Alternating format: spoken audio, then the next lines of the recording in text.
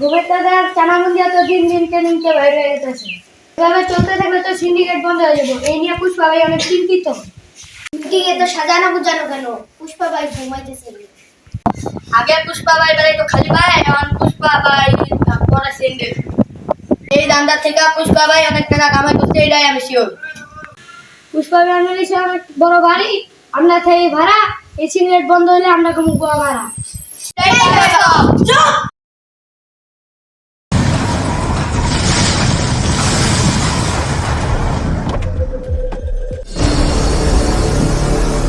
পুষ্পা যখন কেউ বলে সবাই তাকে চুপ। পুষ্পা ভাই কুত্তায় তো কেউ করে, তুইও চুপ। এই সিন্ডিকেট বন্ধ হলে তোরা যেমন ক্ষতিগ্রস্ত হবে, আমিও পাই কষ্ট। সিন্ডিকেট হলো আমার সন্তানের মতো। আমি সিন্ডিকেটের মা। পুষ্পা ভাই ডেলিভারি কি নরমাল হয়েছে না সিগারেট? খালি জুতাটা বলে বাড়িতে দাঁড়িয়ে গেলে তোর গানের থেকে আমার জুতাটা বেশি না। সিন্ডিকেটের প্রত্যেকটা মেম্বার রেগুলার। এই সিন্ডিকেট অত দূর যাওয়ার পিছনে আমার একটা অবদান আছে। অবদান গুলা যেগুলো ভাইয়া সিন্ডিকেটের আগের মতো নাইগা।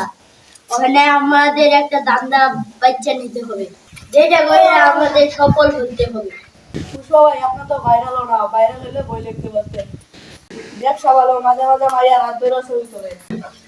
কোর্স কি একটা আমি দেখা এবছর মিস করে আরেক বছর যেমন সবাই একটু সাপোর্ট করবেন প্লিজ।